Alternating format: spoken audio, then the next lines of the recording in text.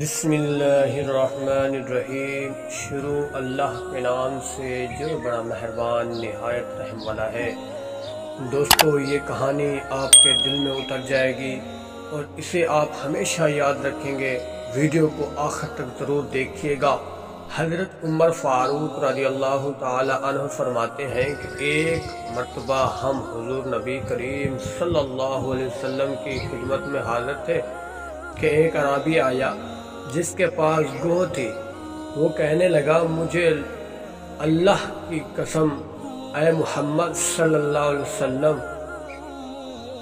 میں تجھ پر ہرگز ایمان نہیں لاؤں گا جب تک کہ یہ گوہ تمہارے صداقت کی گواہی نہ دے دے۔ حضور صلی اللہ علیہ وسلم نے فرمایا، اچھا سنو۔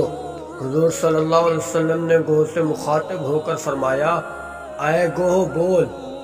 گوہ سنتے ہی عربی زبان میں بول اٹھی، لبیک یا رسول العالمین، تمام سعادتیں اور کامیابیاں آپ ہیں صلی اللہ علیہ وسلم کی قدموں میں ہیں۔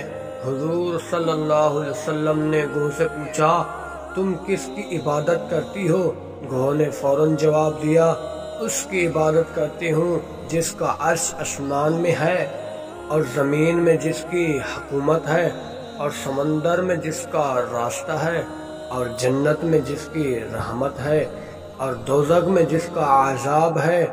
حضور صلی اللہ علیہ وسلم نے فرمایا، میں کون ہوں؟ وہ بولی، آپ رب العالمین کے رسول ہیں اور خاتم النبیین ہیں۔ جس نے آپ کو پہچان لیا وہ نجات پا گیا اور جس نے آپ کو نہ مانا وہ دونوں جہانوں میں نقصان پائے گا۔ اس اعرابی نے جب گوہ کی گواہی سنی تو وہ فوراً نبی کریم صلی اللہ علیہ وسلم پر ایمان لایا۔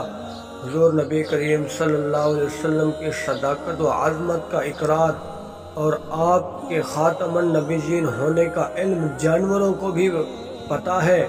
پھر جو شخص حضور صلی اللہ علیہ وسلم کے عظمت اور خاتم النبیین میں شک کرے، اس سے بڑھ کر بد نصیب کون ہوگا؟